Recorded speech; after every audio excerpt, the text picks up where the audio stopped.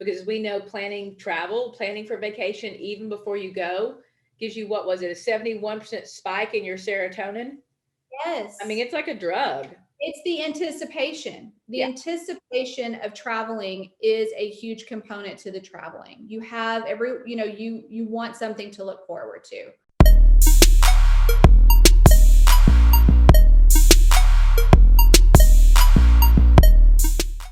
So always out of office is our theme today, Kristen.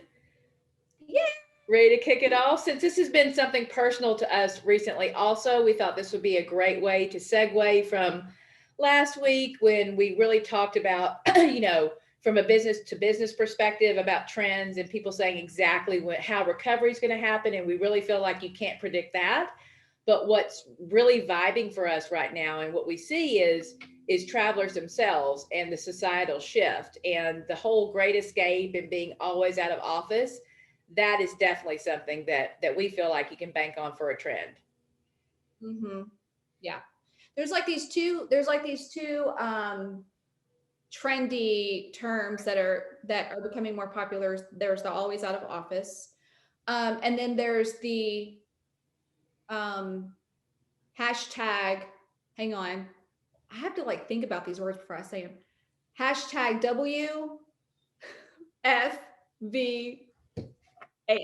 Why I is was like, I'm not sure where you're it? going right now. Like, is this friendly for YouTube? Why was that so hard to put words with letters? The work from vacation home. You know how hard it was to think about that acronym? Anyway, work from vacation home. Those are like the two very trendy, but like on par. So we're technically in our office, but we work virtually and have our, most of our career lives. But with people actually getting like working from anywhere, the term, working from home isn't as, all consuming. And it doesn't have the stigma it used to. I know when I launched off my first business working from home, I had a little naysayer say, "Oh, so you're working out of your garage." Right. But Yeah. people Well, had this perception for the longest time, and we never really ascribed to having these big offices and all that overhead, which, of course, for us as a vendor means that you have to pass that expense on to the client. We've never had that. And it's so incredible that this whole mental shift, which was coming anyway, but I think what people realized was, I think the stat I saw was like 50% of the jobs couldn't be done work from home. And the other 50% of the jobs that you can't work from home probably deserve more money. mhm. Yeah, I think that's pretty accurate. But a lot of the jobs that before 2020, I told you today is going to be a day. Before 2020, where they couldn't work from home, whether it's like access to something that was, protected on a particular server, you could, just various policies. During the early part of 2020, that those first few months where everybody had to, you kind of were forced to work from home, people got their stuff together.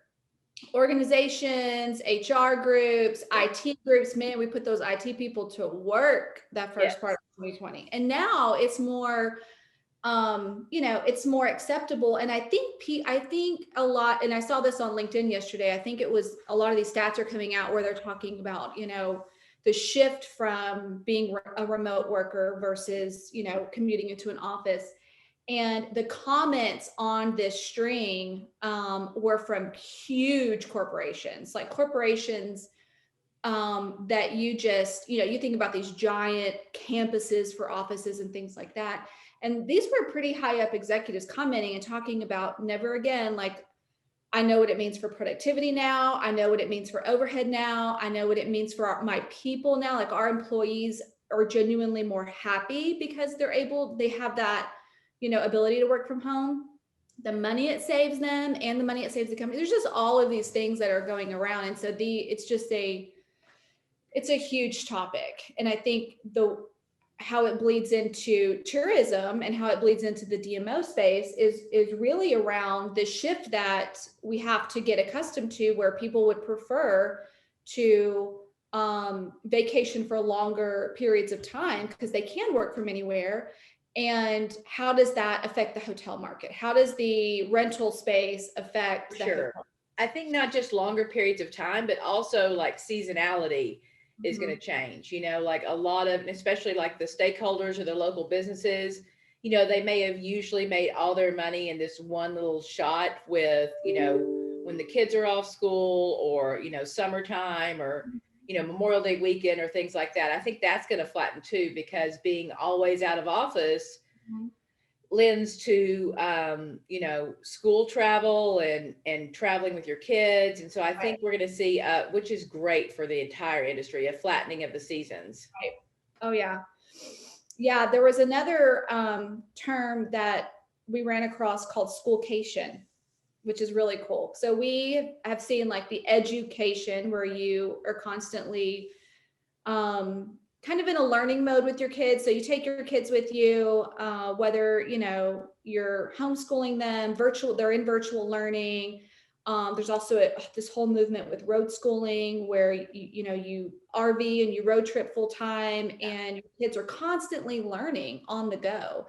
And so we're seeing more and more of the museums and state parks, and even a lot of the destinations in general, the cities, the libraries within the city, piggybacking on that trend and providing more programs and more learning activities for those kids, at that level, so that you can really provide a reason to extend your stay in that particular area, because you do feel like your kids are getting, this everyday field trip sort of education, and they're able to work from anywhere. So I don't know, it's super fun to talk about, because I think we've been trying to talk about it for a long time too. And then everything sort of happened that got us to this point, and we're like, finally. I know, I feel like we catch up with those trends a lot though, like Mhm. not having corporate offices, and it was kind of a weird thing before, and like how do we say this to our clients and still let them know that we're a valid organization. I mean, it's really strange for me just being in it for so long to see these trends come to fruition. Like I didn't tell people that I met my husband on the internet in the late 90s because that was like a weird thing. So I think it's so funny that the whole digital civilization has brought about a new thing. And I think that brings so many great new opportunities in tourism. And I want to get back to something you said about the hotel market. So obviously every destination is a little different in how they get their bed tax. A lot of them get it primarily from the hotel and convention market, the flag hotels. A lot of them, most of them already are able to get the vacation rental pieces of it. There's the RV campground part of it. But I think what probably is going to scare destinations about this trend the most is it's not the vacation rental owners that are, pushing or very often not sitting on their boards or their councils. It's the flag hotel properties. And I think the flag hotel properties are still the ones most at risk. Even before the pandemic, you went to a hotel room, and that hotel room was pretty much the same hotel room that our parents and our grandparents went to. So Right. that's something you mentioned last time in our last episode that I think is worth doubling down on these experience hotels. Yes, yes, yes. Well, the hotel experience is it's a rough place to be in. Really trying to plan around that, because for a long time now, since Airbnb, really kind of blew up, and it's very easy to rent a home literally anywhere. And for roughly about the same cost per night as some hotels in many destinations. And when you're traveling with kids, which this work from anywhere movement is really, what's really exciting about it is we have a chance to travel anywhere, but we can bring the kids. Your work life doesn't have to be so separate from your real life.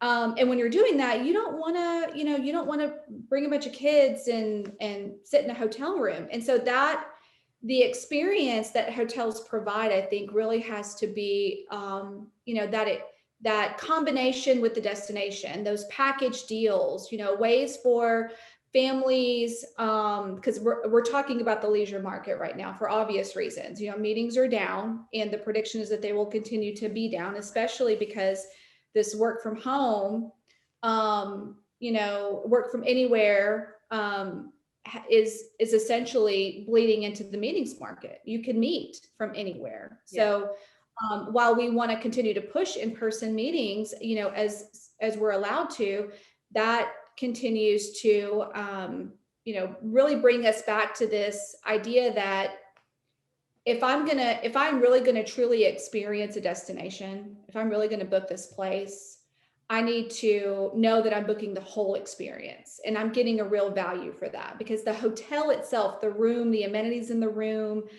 do you have a fridge? Can I get room service? Those things aren't the same. They don't hold the same weight as they used to.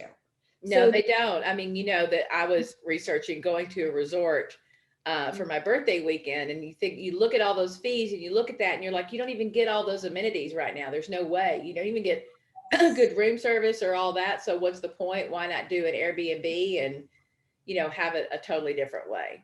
yeah, yeah. So it's a rough go on the hotel market, but I think that we're seeing more and more of them, like we talked about in our last episode, getting really creative on how to really package an experience.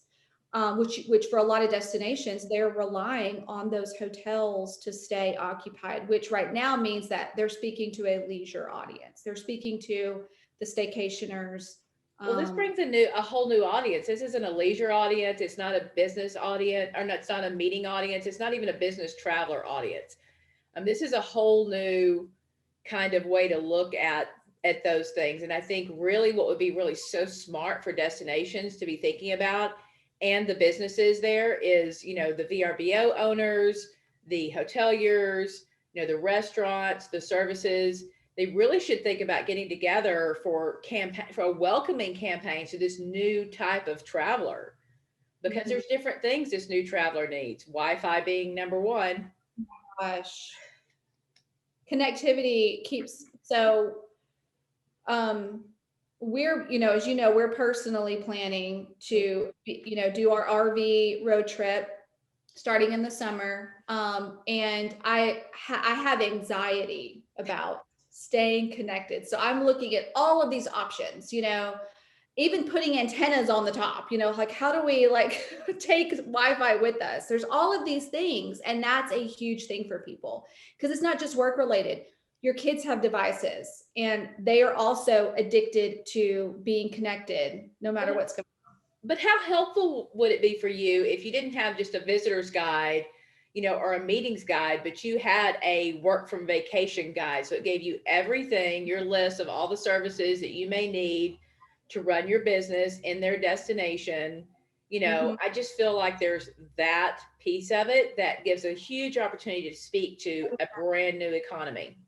Yeah, that's a really good point. Those essential services that you, as a typical, let's call them the typical leisure traveler, wouldn't necessarily care too much about. They're not going to get their stuff dry cleaned probably, because they're not going to be there long enough to really be doing laundering things.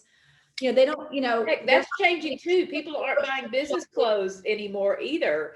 They're not for sure. But when you stay longer, those essential services become, necessary. And so being able, packaging those a little differently for that audience, that's, you make a great point. But I just think that would be, really helpful for those sort of things, because you're not really a resident and you're not really a traveler. And now I have to noodle on what that word is.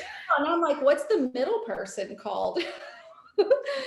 We really need to think about that, because I mean, because too, you're also maybe working there. You might be in the destination because you're doing some sort of work there. Yeah. But you're also able to enjoy the place you're in, and you have your family, and you've got maybe the kids are still doing some sort of virtual schooling, or your homes, whatever you're doing with the kids.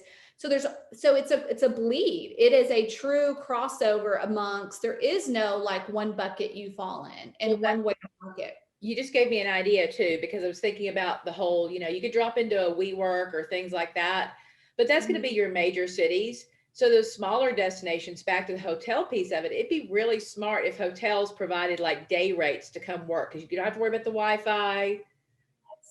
You don't have to worry about Yes. those sort of things. So I'm thinking from that perspective, but all the way through from a destination now, it's, and we've said this through the pandemic as well. It's so important to work with, the local chamber and the local services, which I know is not like normal for us. We aren't really talking about dentists and doctors and all of that. But if you've got work from vacation people coming in, they're going to need to know, like, how do I get those normal things done? Where are the doctors we go to? How do I take my kid to the dentist?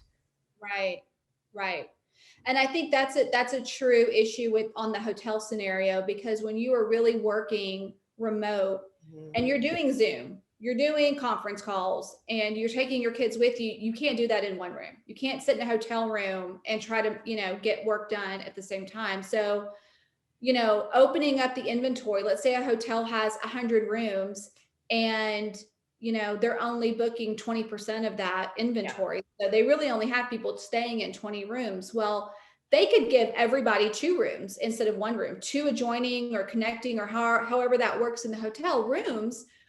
Provide them a value for that so they can at least have some separation, be able to move amongst, because they're not being used anyway, right? I mean, these Right. are unoccupied rooms. So providing little value. I mean, I saw this one article um, for a hotel, and I can't remember the location, but they shut down the restaurant in the hotel, but they were still serving room service, serving food. Yeah.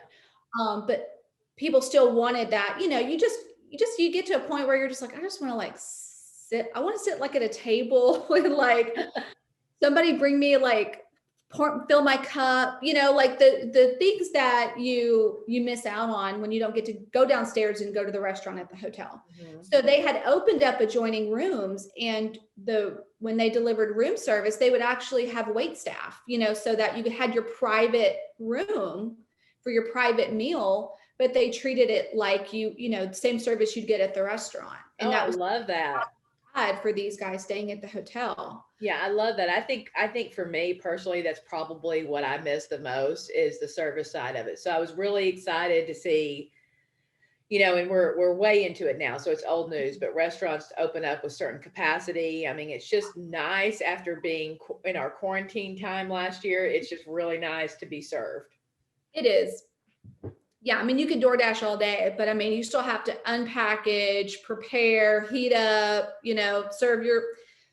It's great when you can feel comfortable sitting down. Mhm. You know, your kids are, they're being served their food. You're just making sure they're eating whatever. You don't feel so much of that burden. Yeah. So I totally get it.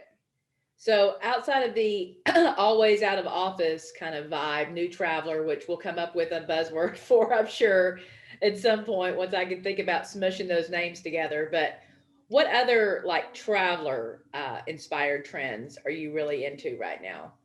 Besides the private island thing that's like for Oh a my, very small amount of people. right. Yeah, I mean, how much inventory or do we really have going wherever you can hand out these private, like go and do your private islanding.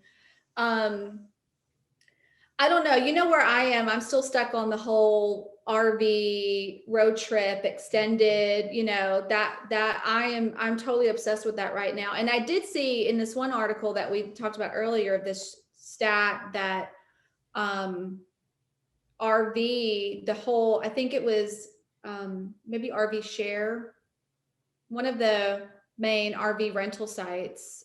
They were up like 166%, I think, between September and November of last year, which is understandable. That's like that time of the year. I mean, if you look at where we all were in November, we're like, oh, can this be over? It's like, let's find something to do to get out, take a vacation.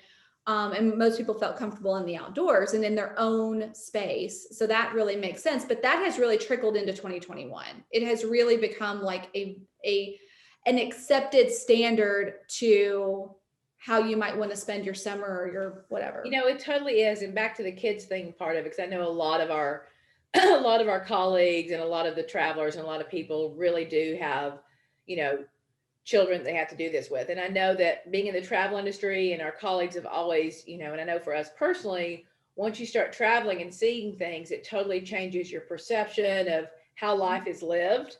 So I think there's some extra benefit to, really catering to that portion of, of the children's education. I know we're going to do something similar, but with the Airbnb rentals instead of the RV, because I think my husband might shoot me if I try to go the RV route.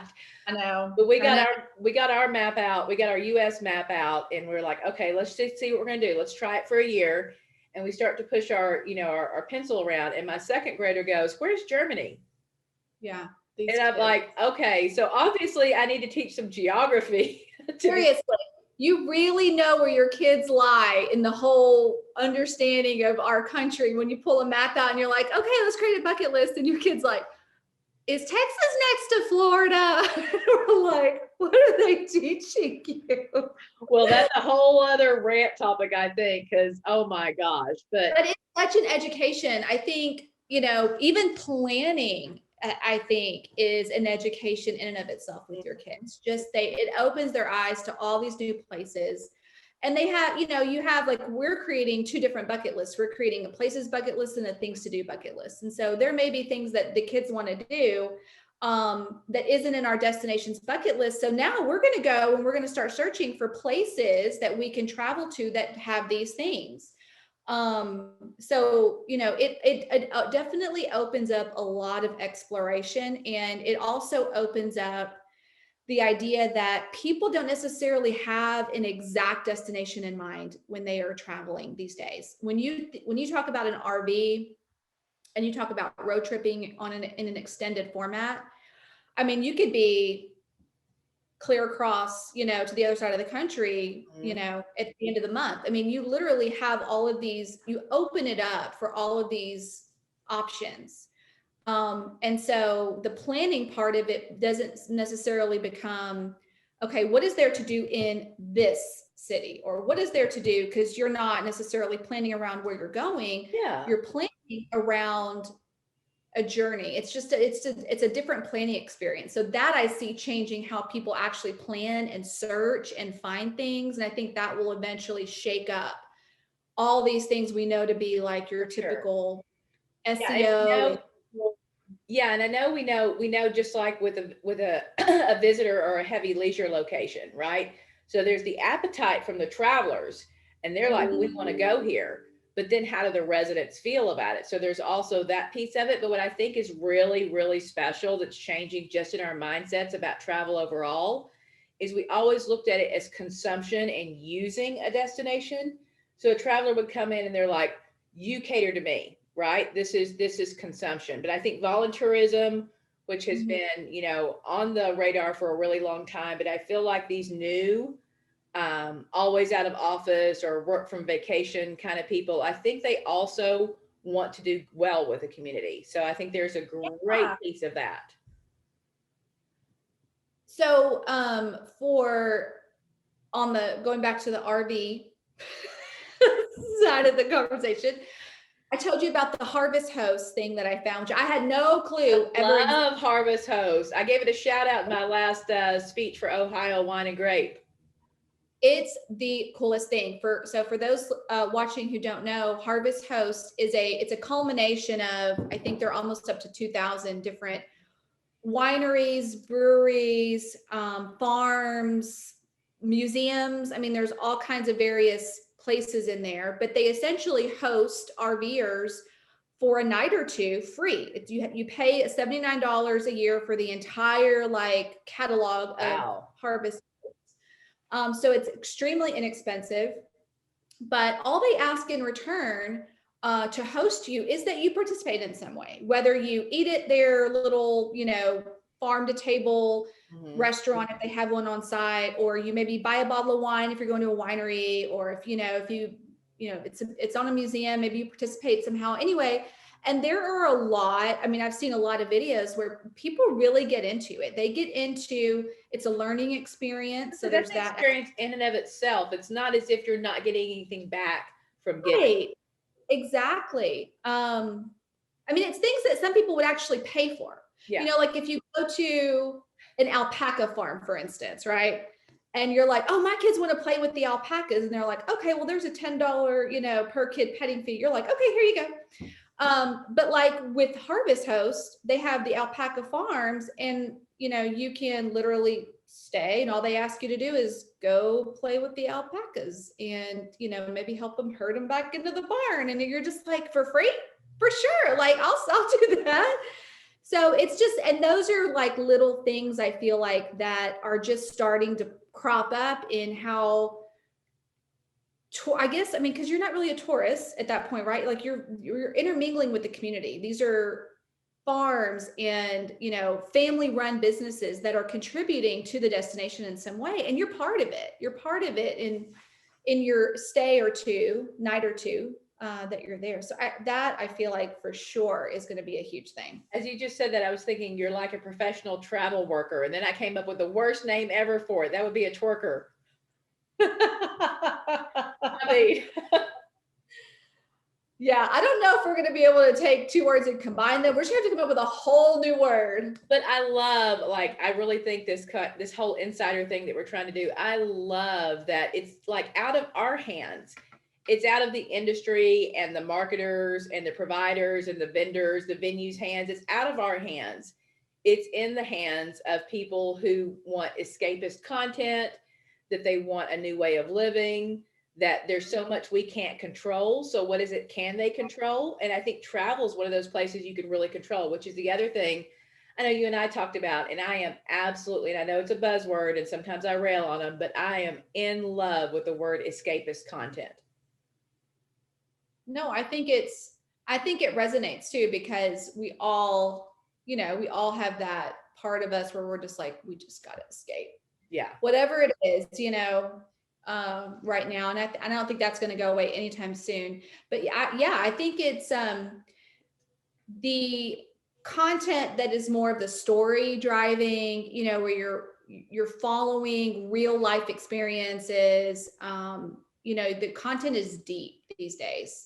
It's deep because the travel is longer and the travel is deeper. You're not just visiting places, but you're meeting new people. You're seeing different cultures differently. I mean, everybody's kind of intermingling a little differently. But at the same time, it's changing the way that we think about escaping. Yeah. It just takes on a new meaning. And so there's a lot of content and types of content that people are digesting these days that really, because you can escape. I can escape right now. I mean, we could just head on into Pinterest, and I can be in Pinterest for 4 hours, and I am literally blinders on. I am planning like my bucket list something, and I feel like, you get off of it and you're like, okay, I just want to go to a beach.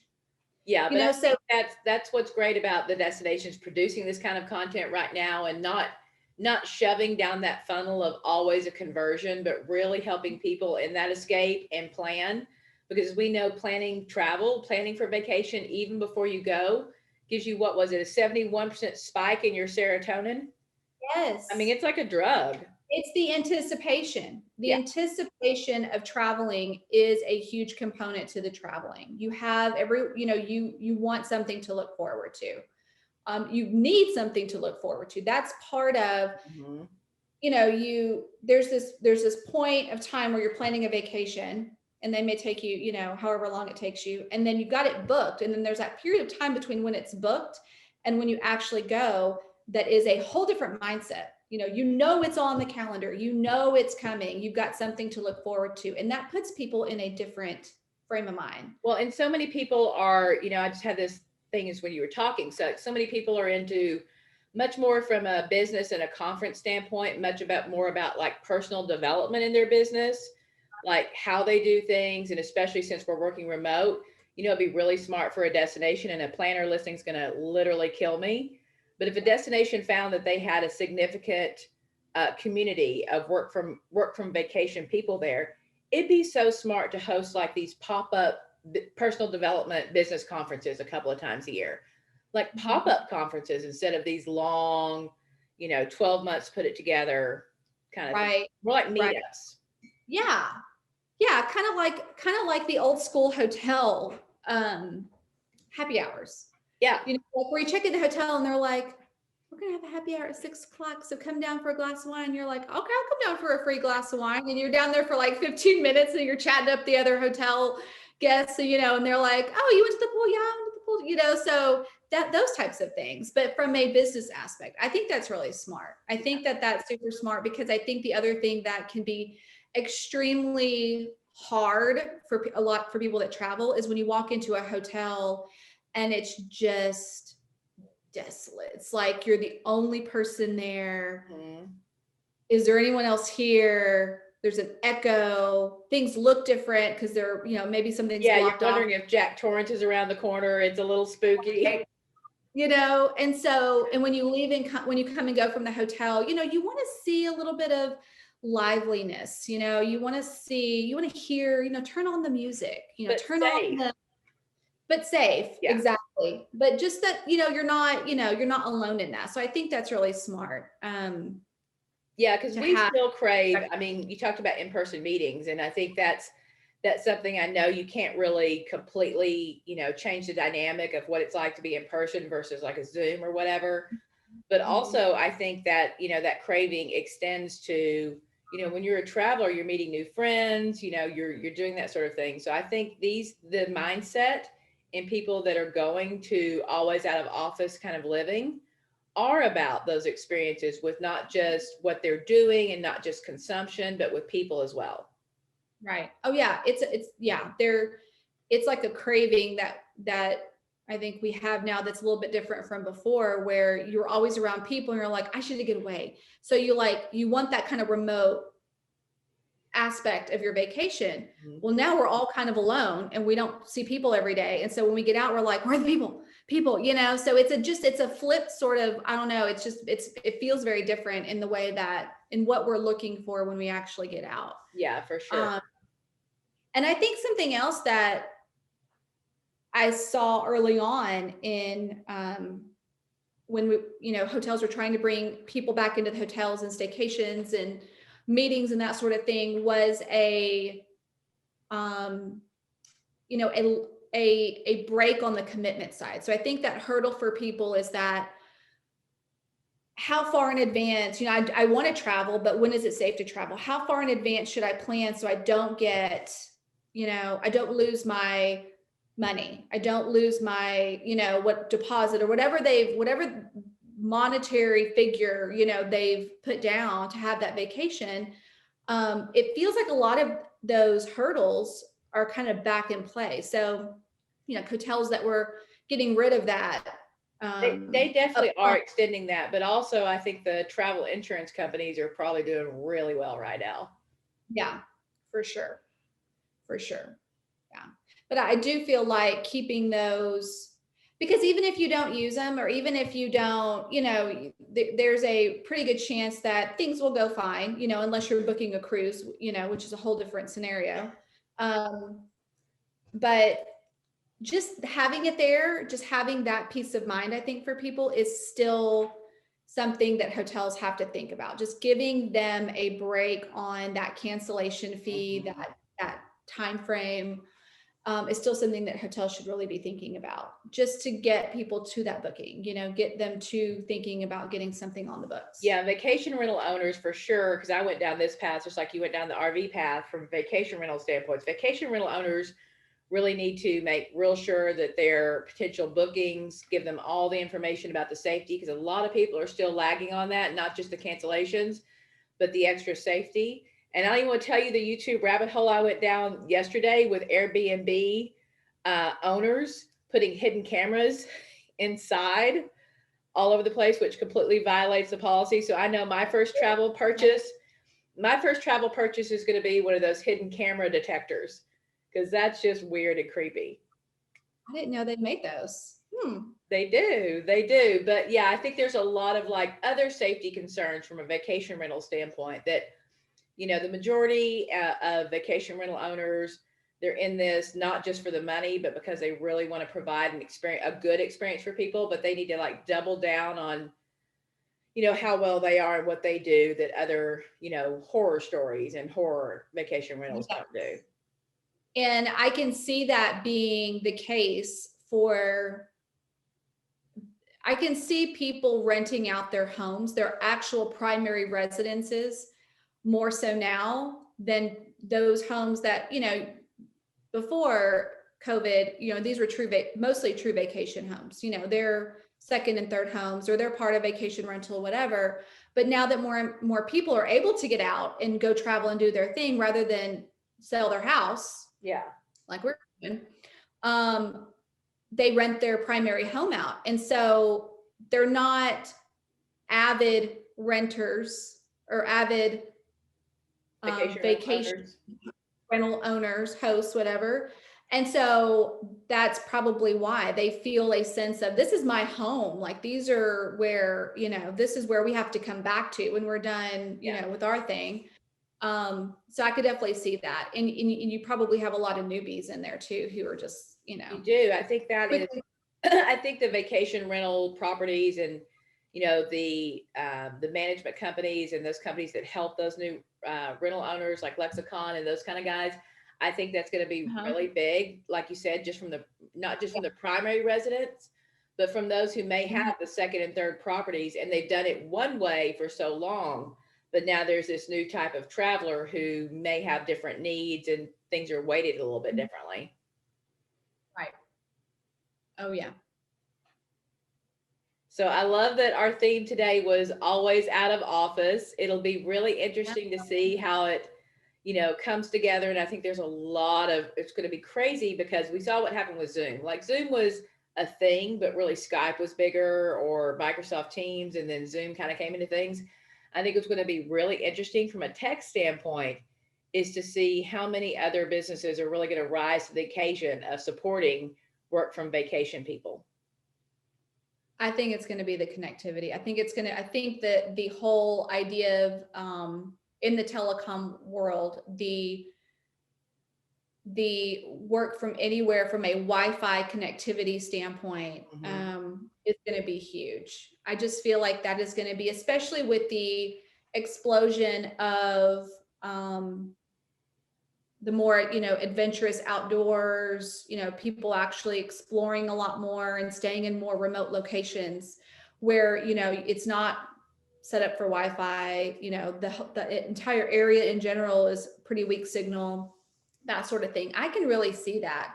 I see it a lot when I research, and I see a lot of people asking the same questions. So I feel like the demand is growing, and maybe I just feel that way because I've been researching pretty recently.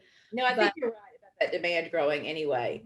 I mean, I think even if this weren't a trend, I think that demand was already there. But another one that I think is interesting is like when we talked about services. And of course, was already on the rise, especially because of quarantine, but teledocs and telemedicine.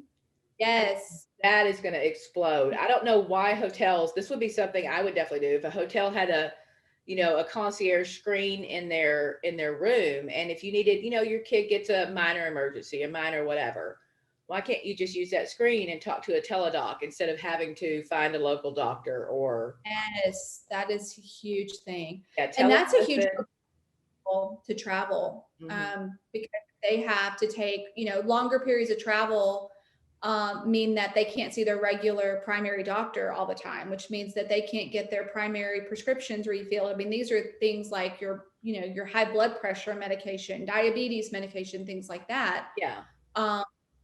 And a lot of insurance companies, I think, are still trying to play catch up on how their in-network doctors provide those teleservices.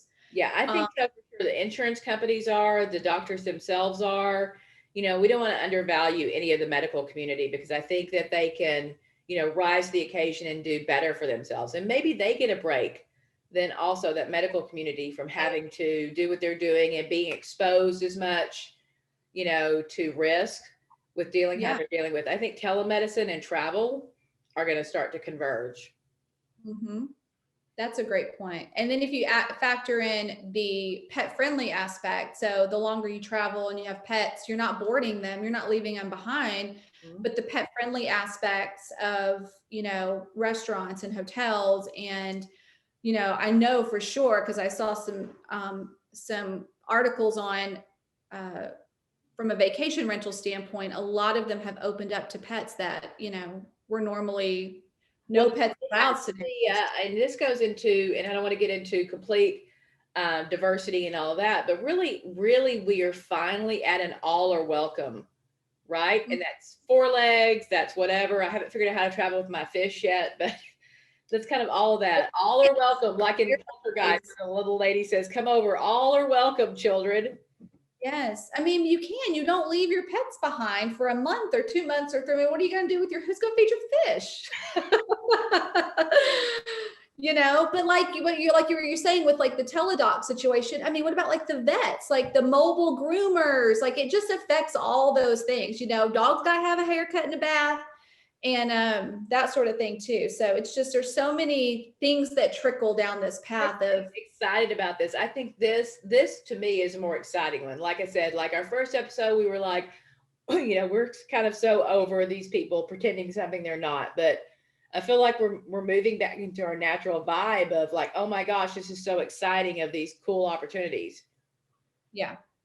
Well, I feel like this particular topic touches us a lot more personally because we have been trying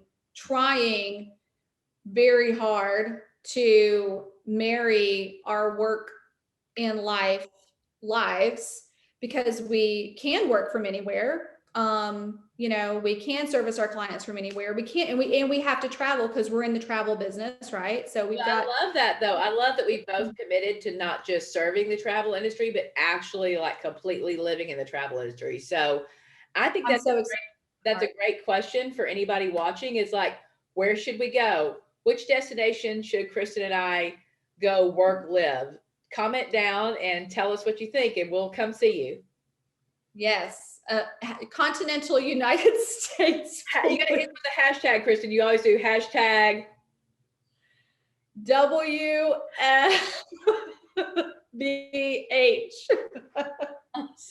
Hardest hashtag ever. All right, we'll see what kind of trouble we get into next week.